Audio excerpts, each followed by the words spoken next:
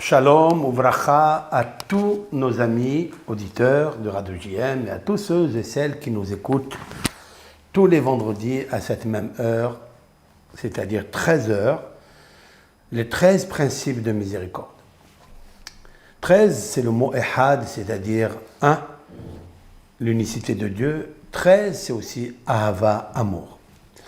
Lorsque l'amour, dans le cœur, elle se concentre sur l'unicité, donc on crée la glorification du nom de Dieu, c'est-à-dire 13 et 13, 26. C'est le chiffre de l'Éternel, à savoir la décomposition numérique du nom Yud-Ke, Vav-Ke. Yud, 10, He, 5, Vav, 6, He, 5, ça fait 26. Ce nom est très puissant, mais ce nom-là a une force surtout le jour de Rosh Hashanah. À savoir que le jour de Rosh Hashanah qui commence et qui s'appelle le mois de Tishrei, il nous faut savoir qu'est-ce que c'est Tishrei. Et la deuxième chose qu'il y a, c'est que tout ce mois est bénéfique et merveilleux. Et il y a une intention particulière pour le monde entier en général et pour le peuple d'Israël en individuel, en intimité à chacun, singulièrement. Nous savons très bien que il nous faut appeler l'Éternel, dit le prophète, Biyoto Karao, c'est-à-dire quand il est proche. Qu'est-ce que ça veut dire qu'il est proche? L'Éternel est proche tout le temps. À savoir, comme il est marqué dans les psaumes du roi David, ce grand psalmiste, d'où viendra la descendance du Mashiach, du Messie, de la tribu de Yehuda, quatrième fils de Jacob, Yaakov et Léa, Yehuda. Dans le mot Yehuda, dans son nom, il est prescrit 5 lettres. Le nom du tétragramme y figure, Yud, Ke, Vav, Ke, plus la lettre Dalet. Dalet en hébreu c'est 4. Et 4, il est le 4e enfant, Yehuda, et il porte aussi le nom de Yud, Ke, Vav, Ke. Autrement dit que la gloire de l'Éternel, sa lumière, sa révélation dans le monde sera en fait lorsqu'on ouvrira le Dalet, c'est-à-dire la porte. On dit que le Mashiach est à la porte de. Mais de quelle porte s'agit-il? Bien, c'est la porte de David. Car David a écrit les psaumes, et dans ces psaumes, il y a tout enregistré. Tout dedans. David Amelech a parlé beaucoup de la Teshuvah, et nos sages de dire Hekim Ma'ullah shel Teshuvah. C'est-à-dire qu'il a structuré, il a fondé le joug de la Teshuvah. Et vous savez très bien que David Amelech a écrit les psaumes avec Ruach HaKodesh, avec un esprit sacré divin. Car nous remarquerons qu'il est très difficile de comprendre les phrases qui se suivent une avec l'autre. Et autant de commentaires ont été écrits sur les Tehillim que sur la Bible. Tellement le livre de Tehillim, qui comporte 5 livres, correspond avec le Pentateuch qui aussi s'inscrit avec le chiffre 5. Le mois de Tishrei, nous devons accepter sur Hachem, de Hachem, tout le joug céleste, l'intronisation de Hachem.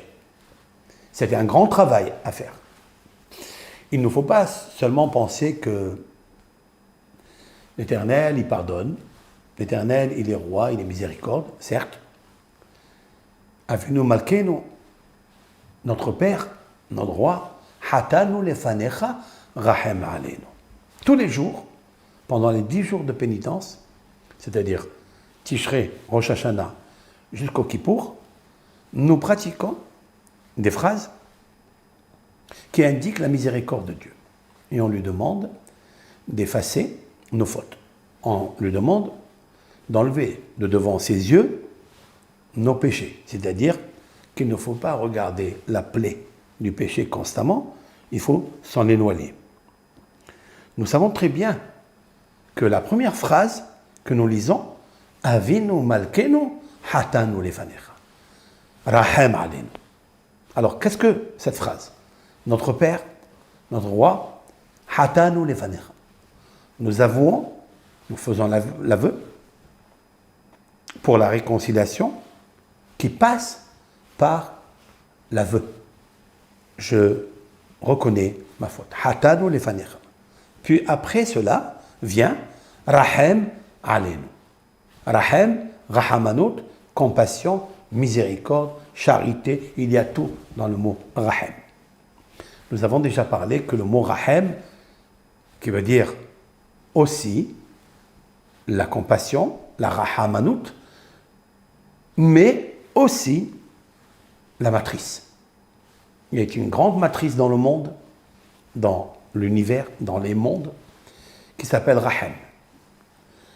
Et cette miséricorde-là est la matrice de Dieu.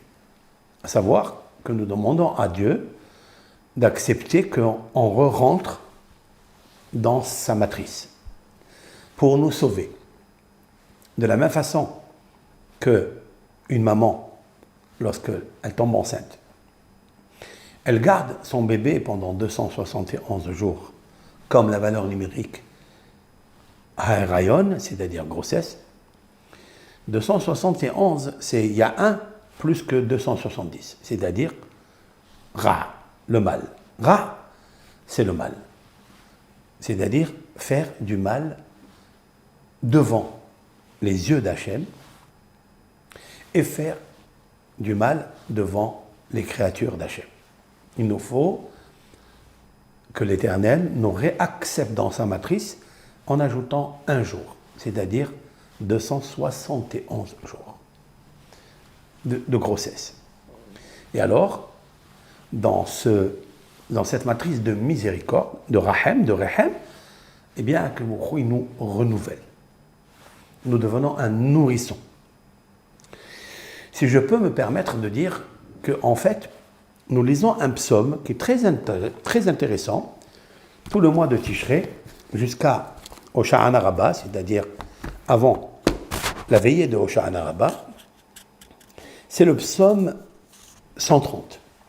Le psaume 130, je vais vous le traduire, car il est très intéressant de comprendre d'abord le sens littéral, puis après, avec l'aide de Hachem, nous essayerons de comprendre un petit peu la mystique et le roi HaKodesh qu'il y a dedans. Quelles sont les intentions que le roi David a postées dans les mots, dans les initiales, dans les valeurs numériques qui se trouvent dans ce psaume. Psaume Qal, c'est-à-dire 130. Shira ma'alot mi ma'amakim kiraticha Hashem. Le cantique des degrés. En fait, toujours un cantique, il doit amener l'homme à un degré. Un homme, il doit être sage. Et la sagesse amène à des degrés. Mais maintenant, je demande à Hachem de me faire un degré sage. C'est-à-dire de me laver de mes fautes. Alors je lui parle. Shir ha'ma'alot, donc je monte dans les degrés. Mima'amakim keraticha Hachem. Mima'amakim, des profondeurs. Keraticha, je t'ai appelé, je t'ai invoqué des profonds des abîmes. L'homme se trouve dans le profond des abîmes parce qu'il a abîmé des choses. En fait, la profondeur où se trouve l'homme, c'est qu'il a perdu l'assurance. Et il s'est désespéré au point où il est devenu congélateur, froid. Il n'a plus envie à l'intérieur de lui d'être joyeux dans sa vie. Et en fait, tout ce que Dieu lui a recommandé, il les pratique, mais par un système robotique. C'est là, en fait toute la problématique. Et c'est ça l'éthique.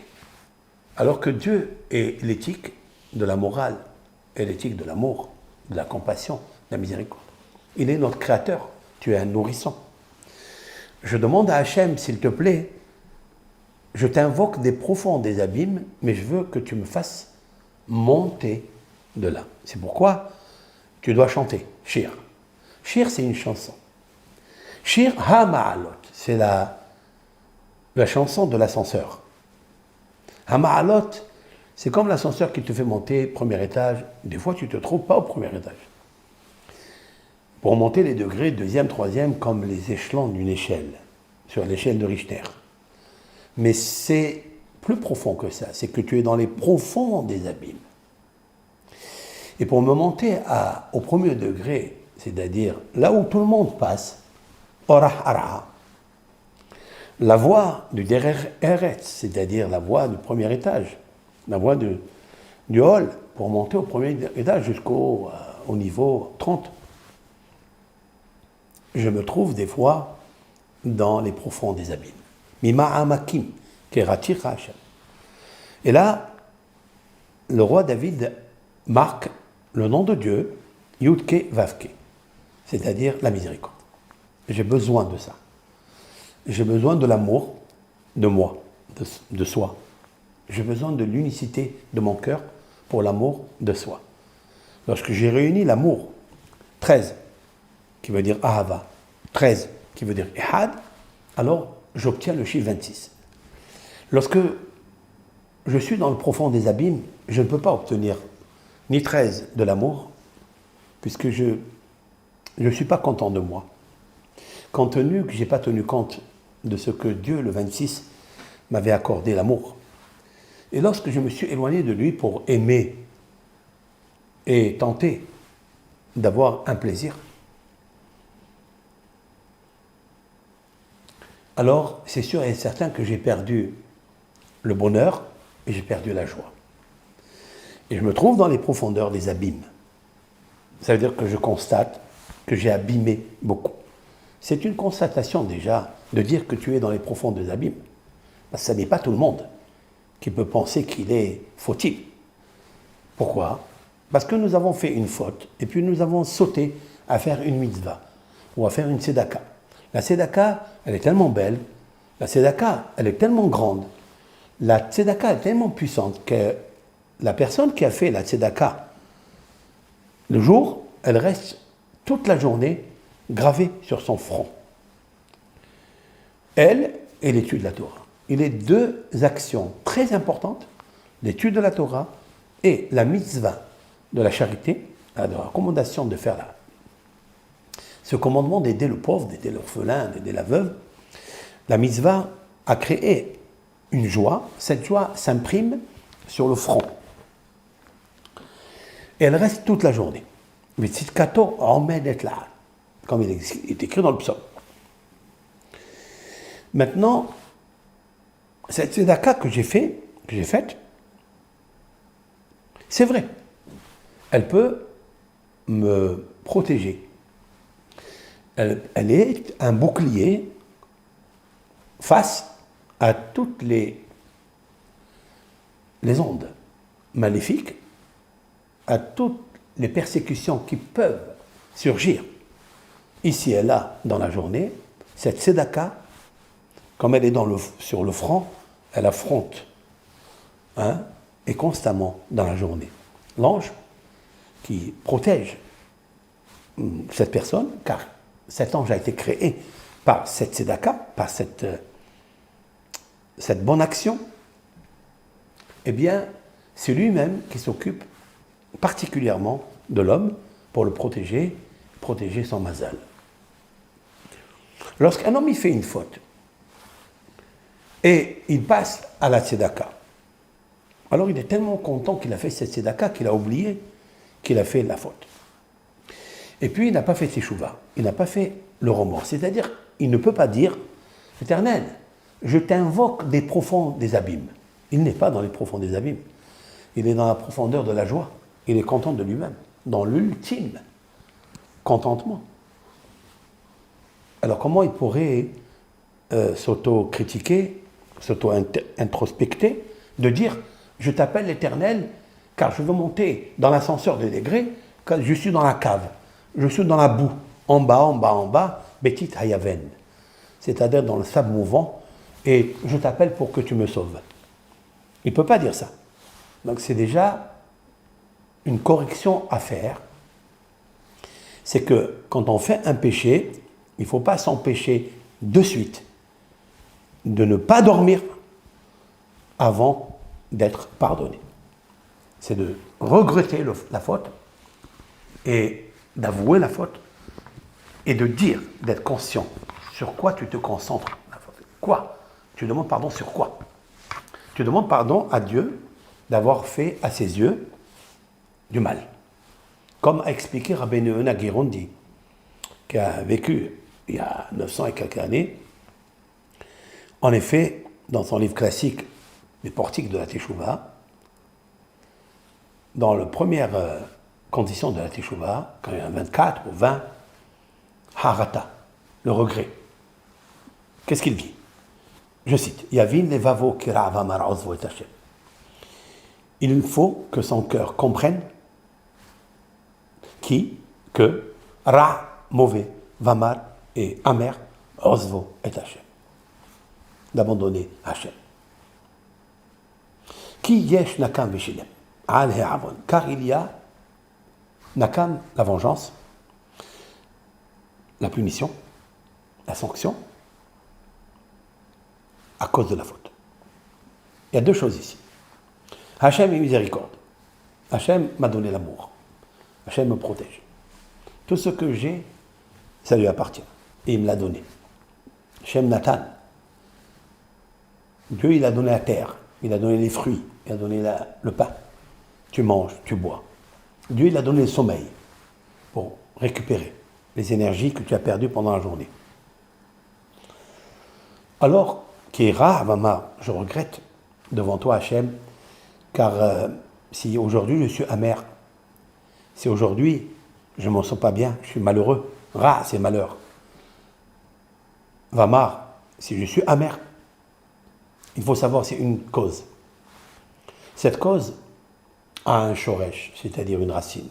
Cette racine, Osvo et Hachem, c'est que tu as abandonné Akadosh Baruch. Qu'est-ce que ça veut dire? Ça veut dire que tu as abandonné la Ahava, l'amour, et tu as abandonné l'unicité. Tu as pensé au petit moi égoïste. Tu as oublié Anochi, Hachem Elohecha. Je suis le moi, l'éternel, moi, ton Dieu. Quand on oublie le moi de Hachem, Anochi, je suis, le je suis de Hachem pour mon je suis à moi, c'est-à-dire mon petit égoïsme, ce petit profit que j'ai, ce petit bonbon que me propose le Serara, ben j'ai l'amour, la dopamine pendant quelques minutes.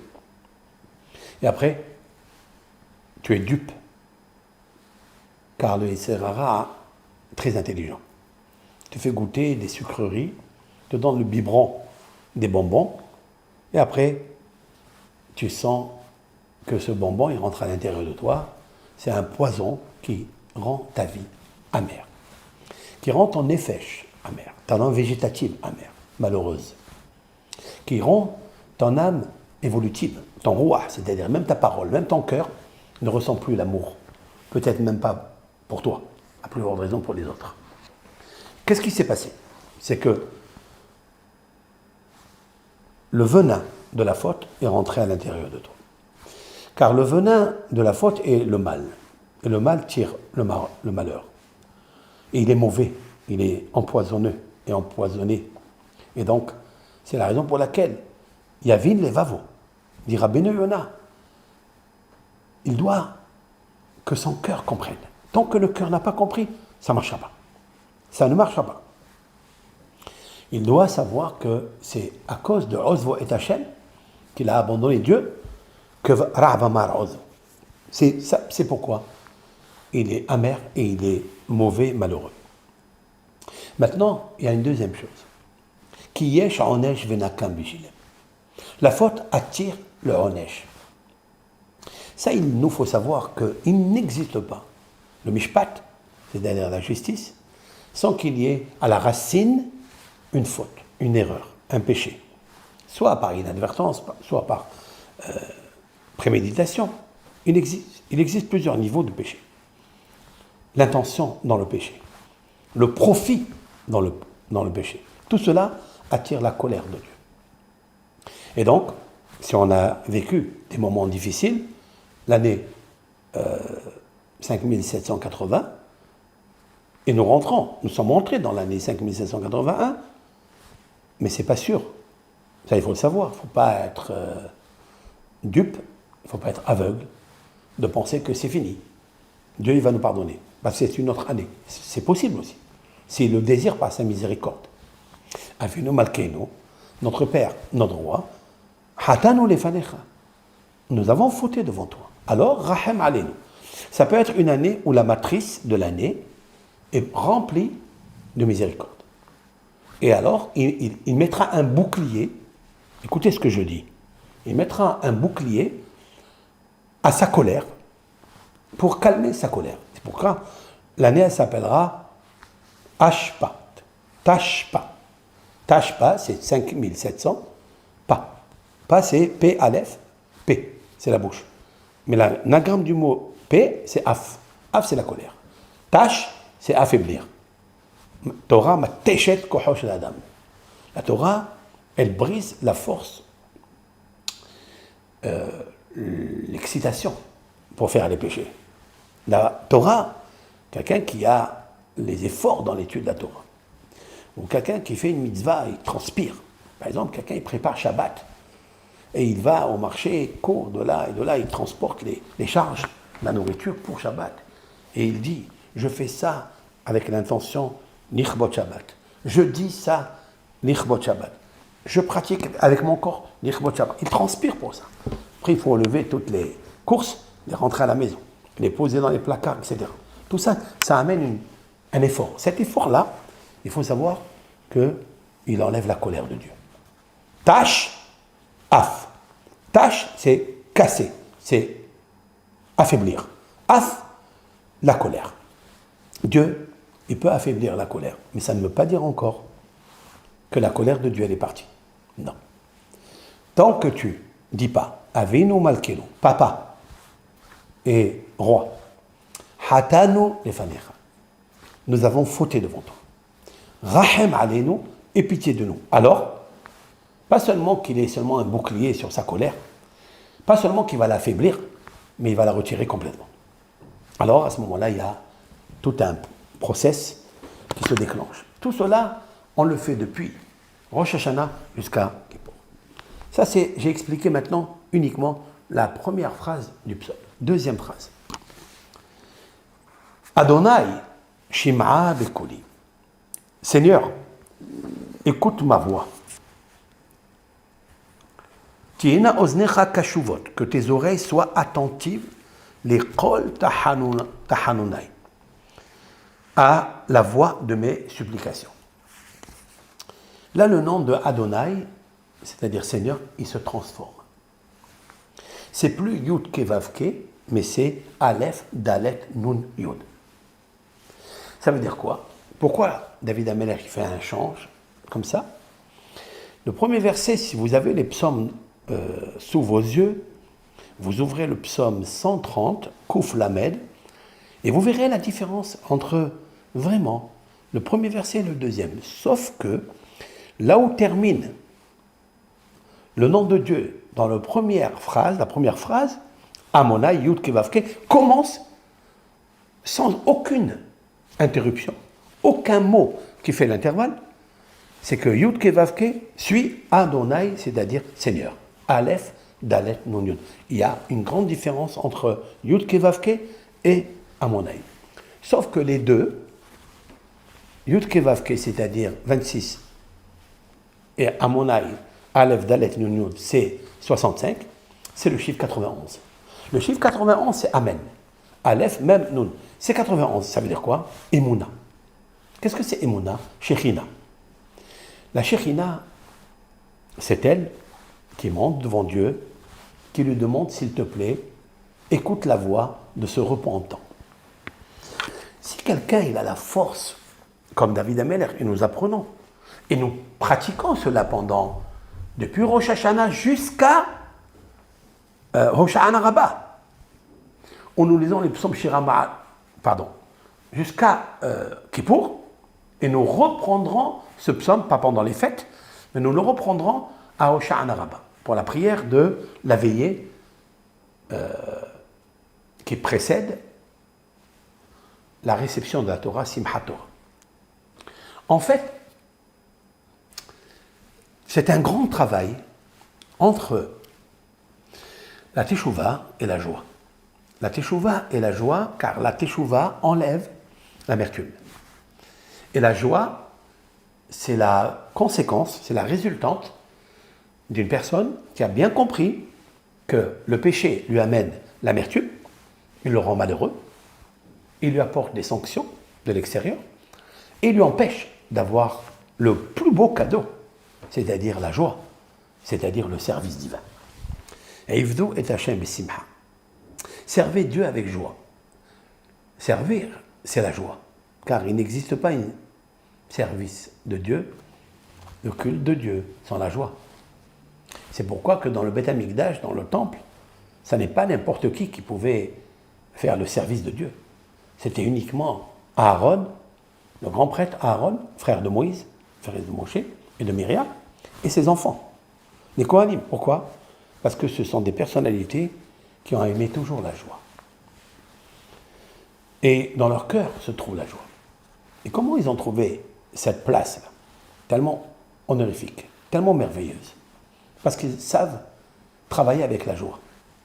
D'où on le sait, je rappelle toujours cette phrase que Rabbi Shimon Bar Yochai a dite et que Rashi l'a amenée dans Parashat Shemot, Parashat Tetzavé, lorsque Dieu il demande à Moshe Rabbeinu de fabriquer le pectoral, il lui dit fabrique le pectoral avec les 12 prénoms des tribus d'Israël, Réhouven, Shimon, Lévi, etc.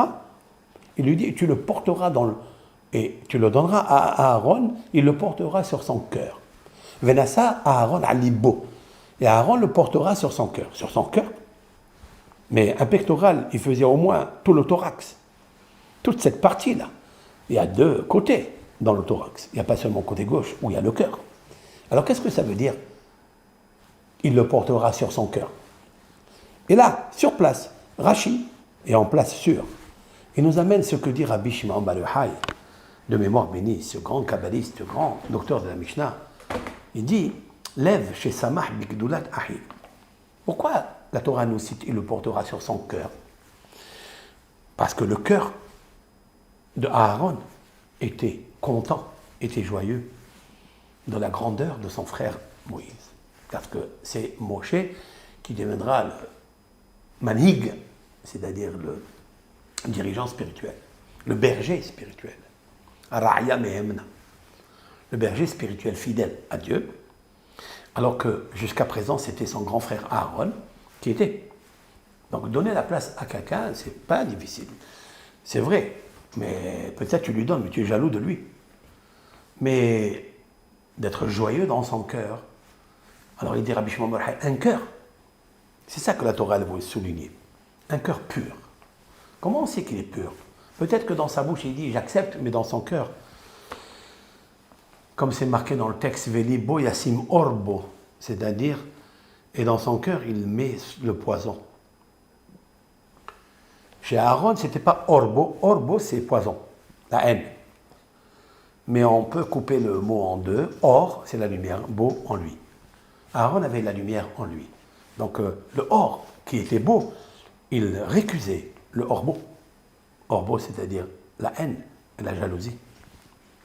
Aaron, pas seulement qu'il s'est contenté de dire bon, j'accepte qu'Akadosh Baruch Hu, il ait choisi Moshe, c'est lui qui décide. Tout ce que fait Dieu, c'est pour mon bien, même si je ne comprends pas maintenant. Comme on a l'habitude de dire. J'ai dit que cette gélule-là, elle n'est pas tellement efficace, c'est pas encore la Emouna.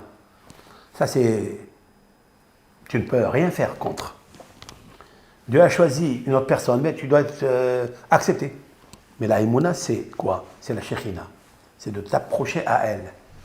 Lorsque tu vois une situation comme ça, il faut que tu actives la dopamine de la simha, le bonheur de la joie. Et en fait, et c'est ça que Aaron il a dit.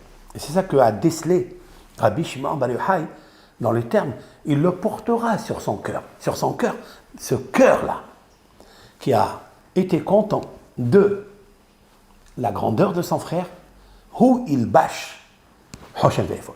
C'est lui qui portera le pectoral. Voilà donc, c'est ça à mon avis.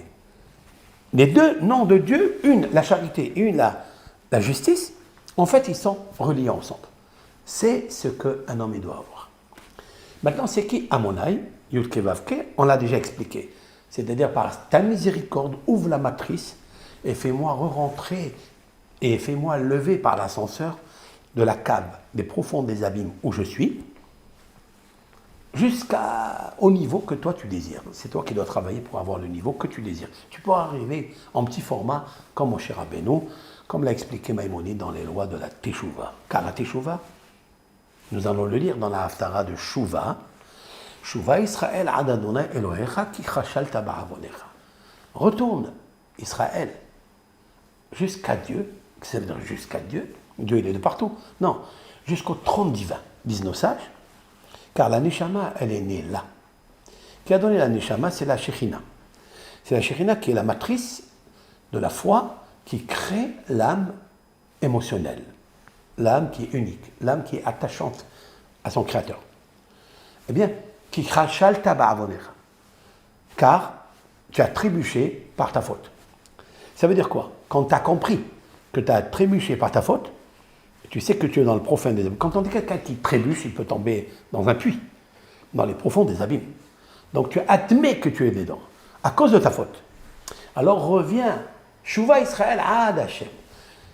Il n'y a plus de limite de l'ascenseur où tu peux monter. Tu peux gravir les échelons et les échelons de Hassidut, de Tzidkut, du Moussar, de Yirat Hashem. Toutes les portes s'ouvriront devant toi. Sha'are Ora, Sha'are Bracha, les portiques de la lumière, les portiques de la bénédiction, les portiques de la joie, de la allégresse. Toutes les portiques que nous connaissons jusqu'à la Teshuvah. Vous voyez, la dernière est la Teshuvah. Et cette Teshuvah-là, elle est en bas. Et il n'y a pas de limite à gravir grâce à elle pour monter les degrés. Mais juste, sache que tu es en bas.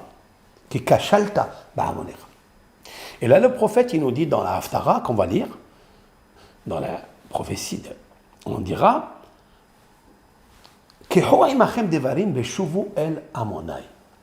prenez avec vous des paroles et revenez vers Dieu. Quelles sont les paroles que je dois prendre avec moi pour revenir vers Dieu? Avinu makenu, hatanu lefanecha rahem aleinu. C'est-à-dire, j'ai fauté. Ça, c'est le verset 2. Hashem shim'a vekoli, tiena oznecha kashuvot lekol tahanunai. Dieu, écoute ma voix et que tes oreilles soient attentives à écouter mes supplications. Dans la fin du deuxième verset, tahanunai. Tahanunim, c'est les supplications. Qu'est-ce que les supplications? C'est la reconnaissance de ses fautes. Nous les lisons tous les jours, sauf quand il y a des jours de joie. Hatanu, Ashamnu, Bagadnu. Nous prenons l'acrostiche de tous les 22 lettres de l'alphabet et nous pratiquons la supplication. Ashamnu, nous avons voté. Hatanu, nous avons commis une erreur.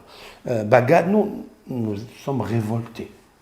Après, Dibanu Lachon, nous avons parlé. Voilà, Aleph, Bet, Gimel, Dalet, Gazalnu, Ganavnu, nous avons volé, nous avons pillé, etc., etc. Pourquoi nous avons choisi de faire les supplications par l'acrostiche des 22 lettres de l'alphabet? C'est très simple. Car, en effet, dans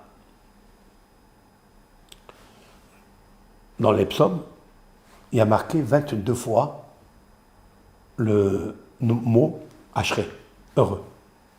Il commence d'ailleurs, premier psaume, Ashrei temimidach, Ashrei ha'ish asher lo halach ba'asad Hashem. Vous comptez et vous trouverez 22. Lorsqu'une personne et à la émouna, à la foi. Il pratique la Torah, il pratique la charité, il pratique la prière. Il est bien vis-à-vis de Dieu, vis-à-vis de son camarade. Eh bien, il faut savoir qu'il attire sur lui 22 fois le bonheur. Vous savez qu'il existe 22 lettres de l'alphabet. Kaf, Bet, Otiyot. Chaque lettre, Aleph, Bet, Gimel, Dalet, est reliée avec un bonheur, avec une joie. Lorsqu'un homme, il prend sa vie et il profite d'un péché, d'une faute, c'est le profit, eh bien, il va récuser, il va éloigner de lui un bonheur. Ashré. Tu ne peux pas avoir le bonheur de Dieu, de son amour, de son abondance vis-à-vis de toi, et en même temps avoir le bonheur de toi. Ce n'est pas possible. Choisis, ou le feu, ou l'eau. Mais l'eau et le feu ne peuvent pas cohabiter ensemble. La même chose, celui qui aime ce monde, la matérialité, les plaisirs de ce monde, les profits de ce monde, et celui qui aime aussi Dieu, un jour pour Dieu, un jour pour lui, ça ne marche pas. Comme ça écrit le Havot al-Vavot dans le Chot Teshuvah. Le Havot al-Vavot, le devoir des cœurs, Rabbeinu Bechaye ben Pekouda, qui a vécu au temps de Maïmonide, il a dit dans le relatif à la Teshuvah, il a dit Keshem, de la même façon, She'en ha'esh ve'ha ma'im mithabrim bekili ehad, que l'eau et le feu peuvent s'associer, peuvent vivre dans un récipient. Ils ne peuvent pas, ou l'un éteint l'autre, ou l'autre évapore l'autre. Car, ainsi, En ahavat ha'olam hazeh ve'ahavat ha'olam haba belev ha'ma'amin. On ne peut pas, dans le cœur du croyant, faire habiter le feu et l'eau, l'amour de ce monde et le feu de Dieu. C'est pas possible. C'est impossible. Donc, je demande à toi, Hachem, par mes supplications, que la Shekhina, ici, à Monaï, c'est l'ouverture. Parce que pour accéder à la miséricorde, pour accéder à la compassion, à ce que Dieu te réaccepte dans sa matrice, pour te régénérer, pour te donner encore la chance de devenir un nourrisson, il faut savoir que il faut les tahanulim. Il faut les supplications. Et j'ai besoin de la Shekhina pour ça. Cette Shekhina s'appelle Aleph, Dalet, Nun, Yod. C'est la clé qui ouvre la matrice. De quoi je parle là? Je parle de très simple. Chaque jour, moi, toi, elle fait la Hamida. Elle fait la prière de la Hamida. C'est-à-dire la prière à voix basse. Matin, midi et soir. Par quoi elle commence? Elle commence par Adonai, Sefatay Tiftah. Elle commence par Hachem, Sefatay, ouvre mes lèvres, Dieu, et que je raconte tes louanges. Mais de qui s'agit-il? Pourquoi tu parles de Adonai? Aleph, Dalet, Nun, c'est la Shekhina.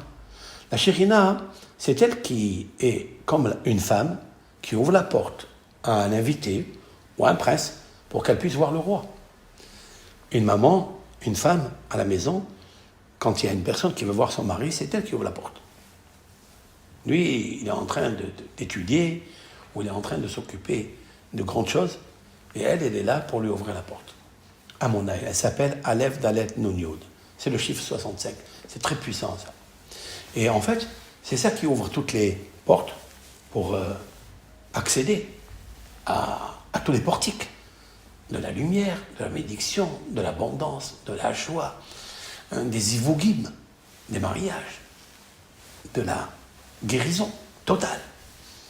Mais il faut que ça passe par là. C'est pour ça, à mon aïe, Shima'a Bekon. L'Éternel, écoute ma voix. Ima'avonot Ishmoria, verset 3. Ima'avonot Ishmoria. L'Éternel, si mes péchés, tu les gardes. Adonai Miya'amon, mais qui va tenir d'autre?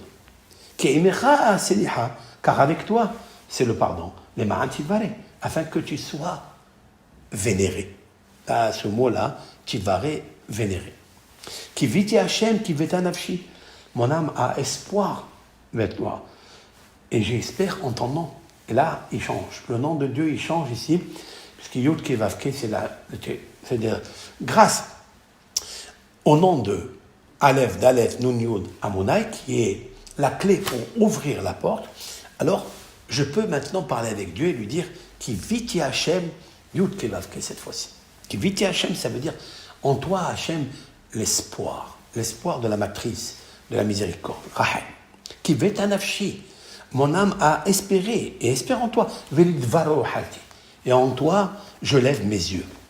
Nafshi la monai, mishomrim la boka, shom la boka. Et là, dans le verset 6, immédiatement il se transforme. C'est plus le tétragramme, c'est la clé pour ouvrir autre chose.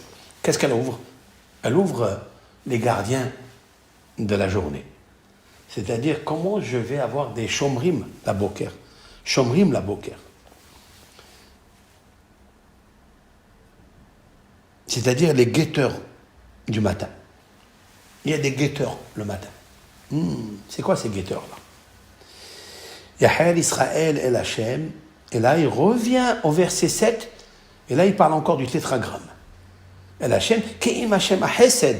Car avec Dieu, le tétragramme, c'est pas ce qu'on a dit en haut. Aleph Dalek Nud.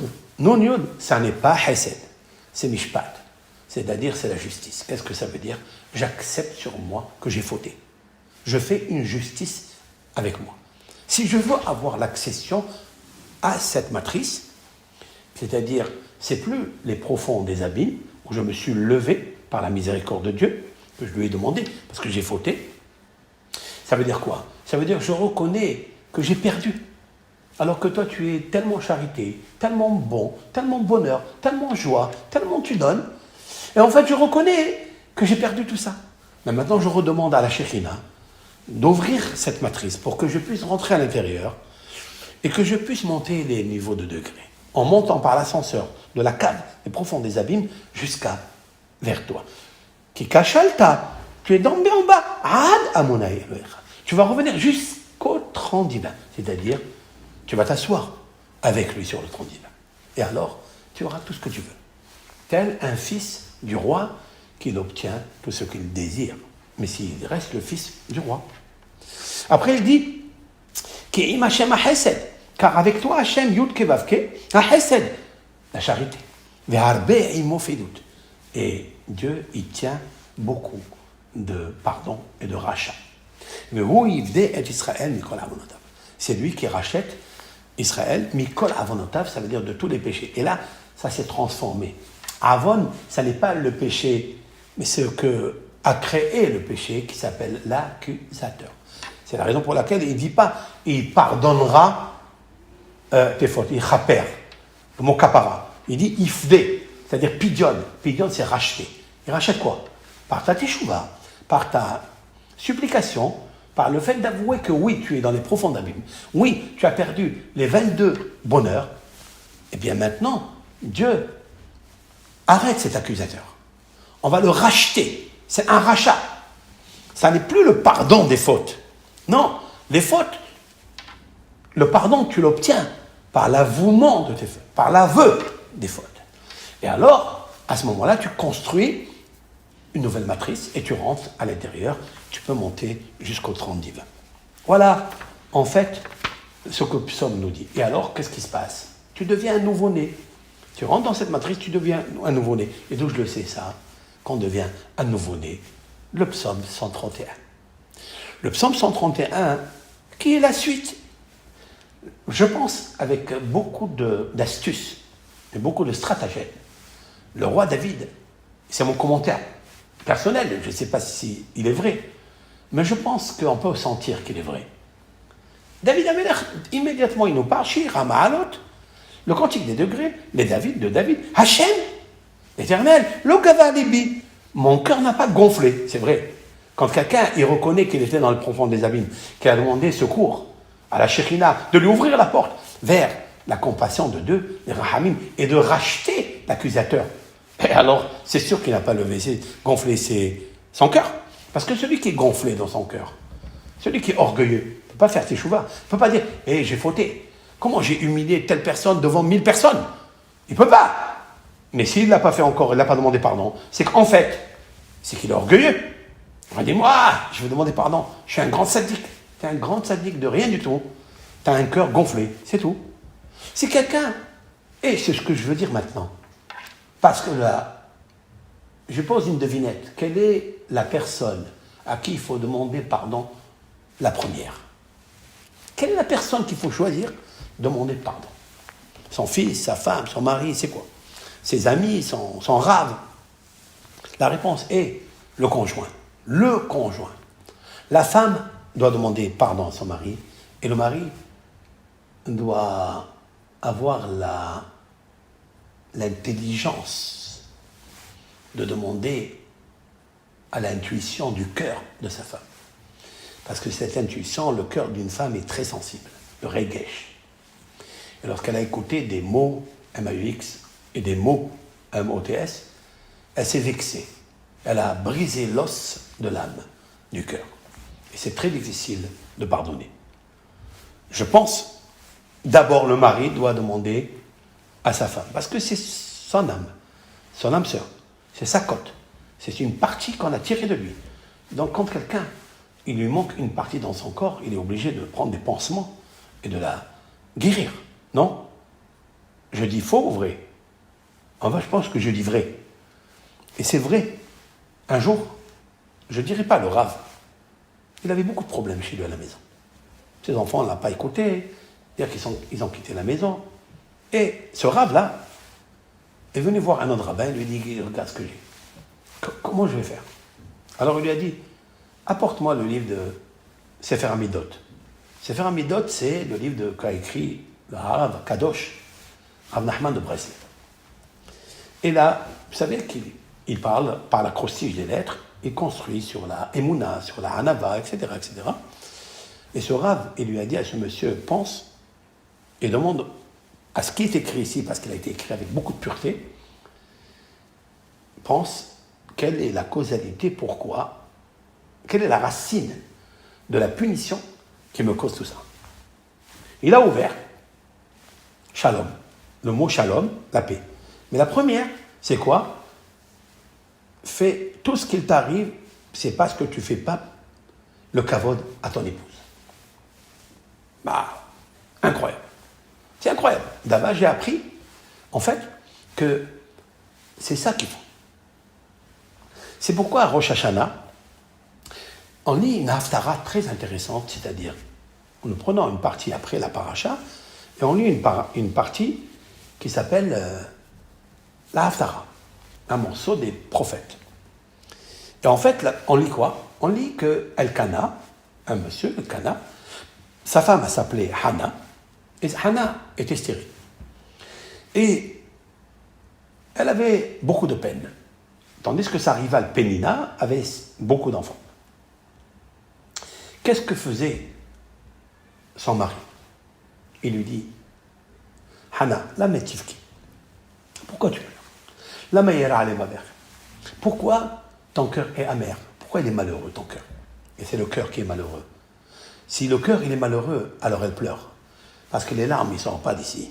Ils ne sortent pas de la tête. Ils sortent de là, du cœur, ils sortent. Et c'est la raison pour laquelle il lui dit, pourquoi tu pleures? Voilà, Haru Anochi Tovlach Me'asara Bani. Moi, il lui dit, Anochi, moi, je suis pour toi bonheur, plus que 10 enfants. Quelle parole, ça. Pourquoi ils nous ont posté cette lecture? Pourquoi? Parce que c'est ça, en fait. C'est la devinette, elle est répandue. Hein? Elle est répandue par ça. C'est qu'il a compris que peut-être, que c'est lui la faute. Parce que quand il y a une rivale, et une femme, elle donne beaucoup d'enfants, et l'autre, elle donne rien, des fois, on néglige celle qui donne rien. Parce que l'autre, elle est avec ses enfants, elle vient embêter son mari, elle vient lui dire, regarde ce qu'il a appris au Heder, regarde ce qu'il a appris à la Shiva. Et lui, il est content d'avoir ses enfants qui sont dans l'étude, etc. Tandis que l'autre, elle est complètement fermée, elle est stérile, elle ne donne rien. Donc il peut monter à l'idée que c'est lui qui provoque ça. D'ailleurs, on l'a vu dans la Torah, que Sarah, elle s'est mise en colère après Abraham, que Rachel, elle s'est mise en colère après Yaakov. Pourquoi? Ça, c'est le sod, c'est celui-là le secret. Pour ça que si tu as un problème dans ta maison, regarde si le cœur de ta femme ne pleure pas. Alors va, demande pardon surtout, ne néglige rien. Prosterne-toi s'il faut. Je mesure pas mes mots. Hein? Je dis le mot comme je le dis. C'est-à-dire, prosterner, c'est toi en fait. Tu te fais mal à toi-même. Et donc, c'est ça qu'il nous faut, avec l'aide d'Hachem, revenir vers Hachem. Alors, quand tu fais cette teshuva, parce que c'est pas sûr et certain, je vous le dis honnêtement, le travail de la teshuva, c'est pas juste, je fais teshuva, je viens à Kippour, je jeûne, je sens le chauffard. Tout ça, ça peut être un grand cinéma, un très grand cinéma. Et on est des bons artistes avec des bons rôles. Peut-être qu'on n'a pas encore vraiment compris. Et la preuve, où sont les actions de pénitence? Où sont les actions de demande de pardon? Où sont concentrées? Où? Rien, juste misafa vel ha'utz, de la bouche vers l'extérieur. Mais jamais du cœur vers la bouche, vers l'intérieur. De l'autre, pas de toi. Et c'est ça, en fait, sur quoi il faut demander pardon. Et en fait, je terminerai avec cette puissance que j'ai trouvée, que le mois de Tishré, il est favorable à ce que le soleil brille pour chacun. Je suis allé chercher dans le psaume, enfin pas le psaume, dans les prophéties de Malachi, le dernier prophète d'Israël. Là-bas, dans le verset, dans son chapitre 3 d'abord, verset 20, jusqu'au verset 23, j'ai trouvé quelque chose de magnifique par la crostiche des séquences des lettres, des sauts de lettres, le mois de Tishré. Et c'est incroyable. Le mois de Tishré, et qu'est-ce qu'il dit? Waouh! Et je vais faire rayonner à ceux qui craignent mon nom, c'est-à-dire ceux qui ont fait Teshuvah, qui craignent, qui ont Hachamaim, le nom, la vénération du nom de Dieu, je vous ferai rayonner Shemesh, le soleil, pas le soleil de la lumière que tu connais, le matériel, la planète soleil, non, Tzedaka Omarpe Bechnafea, c'est-à-dire c'est son soleil à lui directement, c'est-à-dire il t'accordera la guérison et les plaies et les maladies dans ton corps, dans ton âme végétative, dans ton âme évolutive, dans ton âme émotionnelle. Et par des séquences de 49 lettres, et c'est pour ça, le chiffre 49, c'est très puissant, ce sont les 49 degrés de Kedusha, de sainteté, ce sont les 49 échelons de l'échelle, qui est l'échelle spirituelle. Le Shir HaMa'alot, tout court, avec 49 degrés, eh bien, il faut savoir que ce mois de Tishri, il est le soleil pour éclairer et obtenir Tzedaka ou Marpe, c'est-à-dire la charité de Dieu, la compassion de Dieu, la générosité de Dieu, la miséricorde de Dieu, ou Marpe, c'est-à-dire la guérison, Bichnafea, avec ses rayonnements. Kol Tov Lachem, Shabbat Shuvah, Shalom, que vous soyez inscrits dans le livre de la vie, beaucoup de bonheur, et que l'Éternel déchire les mauvais décrets, qu'il ne regarde plus les fautes, qu'il les efface de devant ses yeux, afin qu'il nous accorde de nous faire entrer dans la nouvelle matrice de cette année, 5781, et nous renouveler et nous sauver par la tzedaka et la guérison. Shabbat, Shalom, Shuvah.